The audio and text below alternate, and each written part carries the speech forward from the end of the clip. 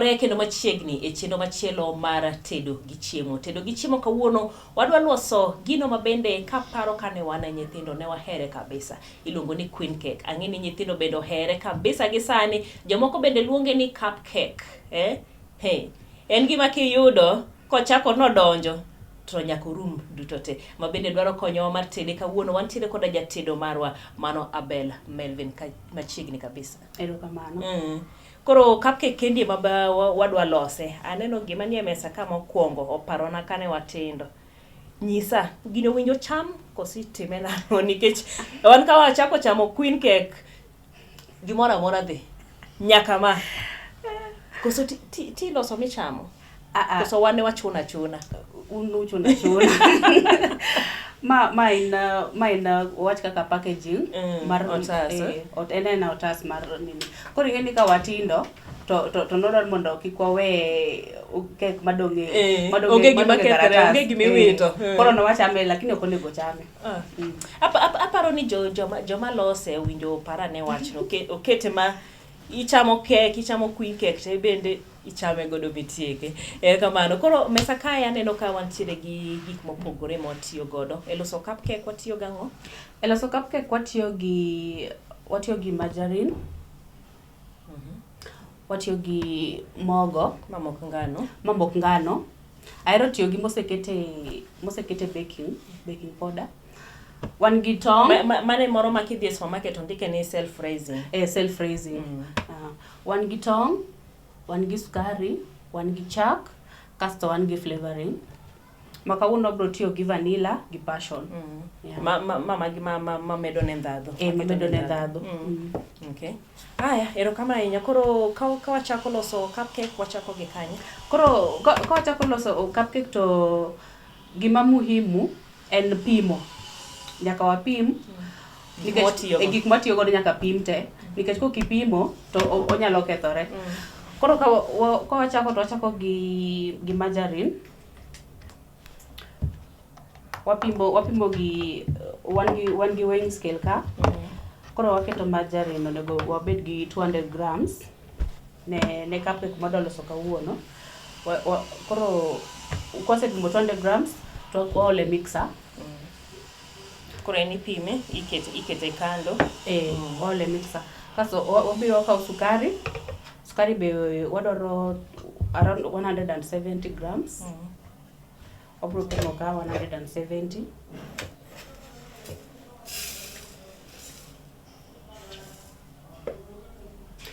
Ma bende wabiro olo kanyo. Kwaseolo to wayawo mixer. Chako mix. To mogo ni? Mogo biro biro bang'e.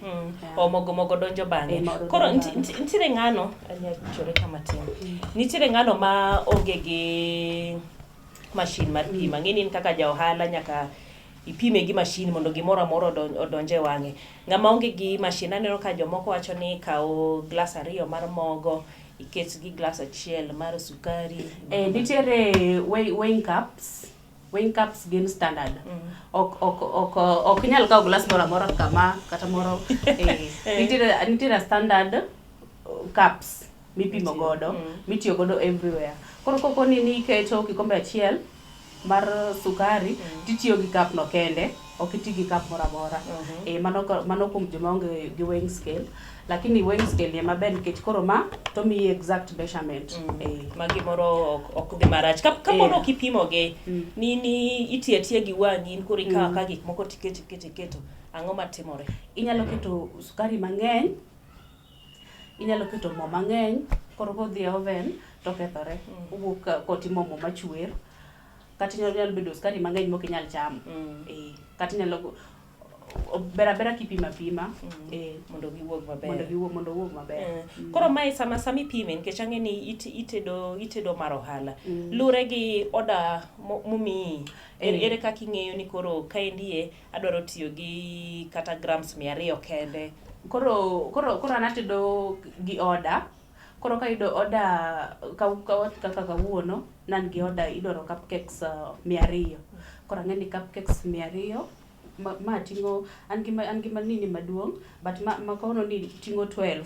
Koro ang'e ni 12 kaw half a kg of of the cake mar cake. Koro kan gi orders 200 cupcakes to koro ang'eni ago kwan ang'eni ma to bro bedo cake kata ka en kilo 2. Koro kabiro tabro bimo mar kilo 2 kata mar kilo 3 kasta apogogi. Ema koro bang'e pogo. Koro wacho ni nitiere maduong' ne mok chuni ni koro itedo gi matin tin. Nitiere maduong' ne. Aya, donge koro kae wasetieko, wacho ni wasepimo gimoro amora, mogo obo pimo bang'e. Mogo donjo bang'e. Koro ka wasewuok ka to waole mixer ka. Wadhi ole koni. Wadhi ole ka. Mamo gi sukari kende emi chako godo. Ema kungo chako godo. Koro mako gine mayom, pogro keke ma tek gi mayom en kaka obro mix ka. Koro ki jomonge mixer inyalo nini gi lweti. Ikaw lut kuon. Inyalo keto lut kuon ti ichwado godo kama. Lakini tinde koro okibatiyo gima nikech otimo piyo mondo ni kata kamano ng'ama onge mashin to koro biro tiyo kode. Koro iwacho pogruok mantiere en ni ewi kek kuok matek kata kek kuok mayom, nitiere moko bende mabeda sawa. En ni ikike nyaka orom obed machal nade? Ikike nyaka obed white. Mondo obed machal. Kala ma yellow chalal. Kaso bedo white. Koro bedo white man obro bedo English wacho ni fluff. Obro bedo ma fluff. Makichamo tineno ka makore maber. Koro en odhi nyaka obed marachar. Koro nodhi molok kala. Kaso koro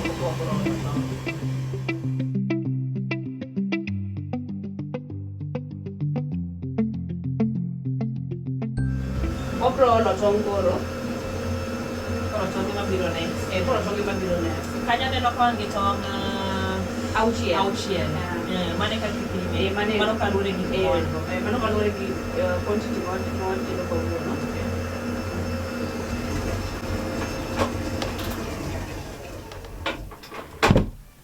Koro olokore rachar. Olokore marachar.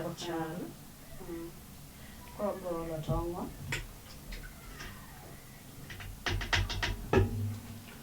Obro keto flavoring. Kawuono watedo cupcake queen cakes mag passion. Mane kuma ng'ato ipenjo ga ng'ato to idwaro mar strawberry, mar chocolate. Mane ma ji ohero ahinya? Jero queen cakes, jero chocolate. Thoth ji dwaro ga thoth jero chocolate. Kaso obro keto vanilla. Ma tich en unini muya mar tong' no. Wagolo muya mar tong'. Vanilla golo muya mar tong'. Vanilla golo ni mar tong'. Koro kwaseketo kanyo to wabro mix kama.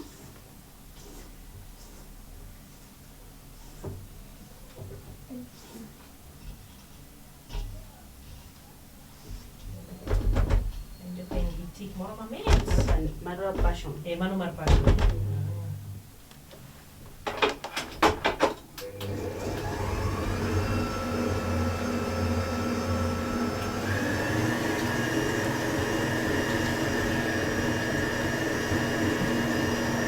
Bende eto koro ni dakika ni. Eno mi dakika. Ma koro wadwa nang'o matimre ka. Kogo ng'ena ne ni en obedo masawa. Order mondo tong' no odonjo no pi mar tong' no. Order mondo tong' gi mixer wa mano wan godo cha koro riwre. Mondo riwre maber.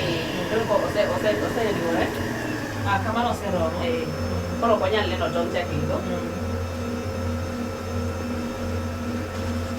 Ma passion no kendo koro gole mamit kabisa. Joka tik mamit. Koro kwa kanyo koro waketo mogo. Mogo wadhi olo matin. Waketo matin. Yolo ka pod okikre. Iketo matin. Mondo kik bed gi nini. Iluongo komakre.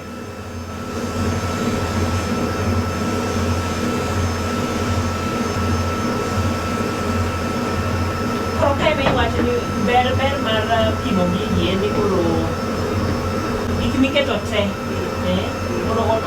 olos mixture maber. Obed mixture matek kata obed moro marep ahinya. Kik obed gi nini marep. Kik wabed gi mangi sukari mang'eny, kik wabed gi tong' mang'eny, tong' be nyaka keta tong' kaka recipe wacho.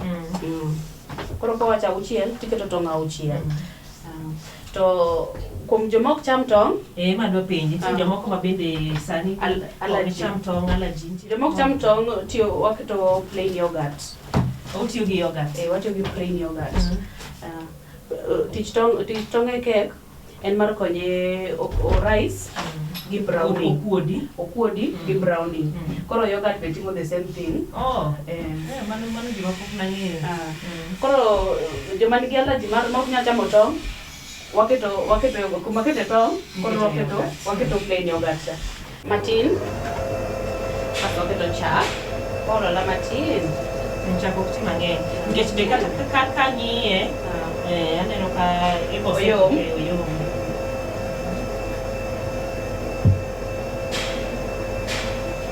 Pogruok mane mantiere kiloso kek mag queen cakes gi? Nikech aneno ka kiloso queen cake to nitie kaka oyom ahinya, kaeto nitie cakes moko bende ok otek to ok oyom, en e diere kanyo. En e mixture kanyo. Pogruok nitiere e liquid. Queen cakes wahero ga keto liquid mang'eny matin. Queen cakes. Koro wuok marep. Kasto queen cakes endo yom nikech ok obude e oven. En okawo dakika matin. Obedo matin e oven to tikole. Koro ma oseromo. Koro ma oseikore. Koro do mana poge e containers waka.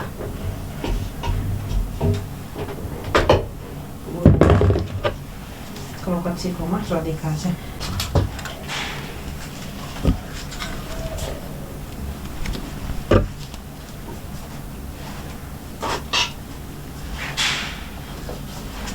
Kete mapong. Nikech pod odhi kuot. Koro kijiko achiel. Wanyalo medo nus matin. Koro kae maneno ka nitie kuonde moko ma chamo queen cake tineno ka moko rabuor, moko ketne kata kala moro makwar. Mano koro kidwaro timedo negi kala. Kidwaro timedo negi kala. Lakini nitie flavorings moko mantie ataya gi kala gi. Kaka kadwa keto strawberry to wuok ma pink. Nikech flavoring mar strawberry losa ka en pink kamano. Ka keto chocolate to wuok marabuor. Nikech cocoa en marabuor kamano. Okay. Mok ni en rangi moro mimedo. Ok en rangi mimedo. Ka keto lemon, flavoring lemon iloso ma green. Koro dino wuok ma green. Kare momiyo iwacho ni mae loso gi adi? Mixture ni loso queen cakes adi? Ma loso 24. Insono kodhi mang'eny ahinya.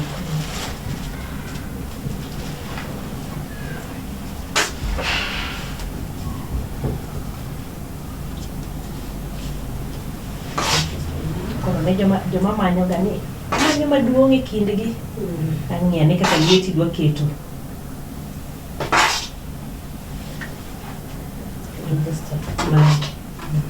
Bas. Ngene maduong'.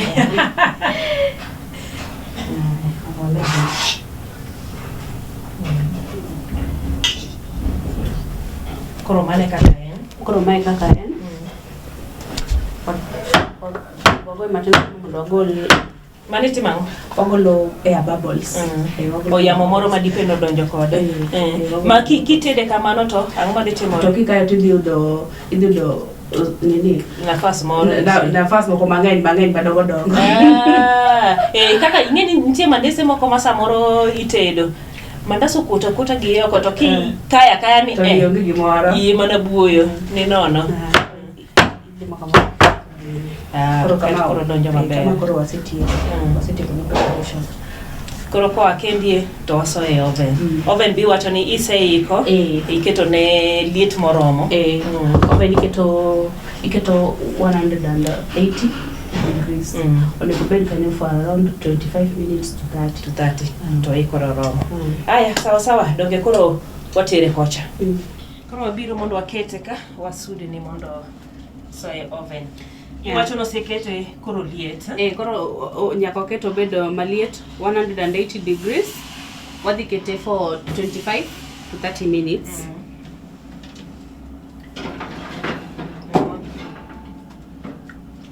Nenga ma onge oven onyalo timo nango. Nenga ma onge oven onyalo tiyo gi jiko, onyalo tiyo gi gas. Koro kitiyo gi jiko iketo sufuria maduong', iketo low e sufuria maduong' no. Kaso koro ikawo nini wa kaka ma tiso e sufuria kasto iumo gi machielo. Kasto iumo kendo malo. O ichaki ume bendo.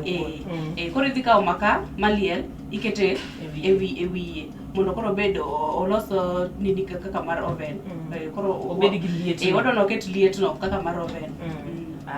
Koro mae dakika 25 30 wadogo ng'iye wayudo koseikore.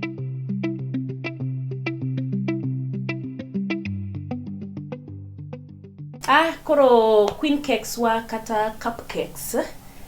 Aparo ni kidwaro medo ne ndhadhu matin to koro imiye nying mar cupcakes. Koso dong manen.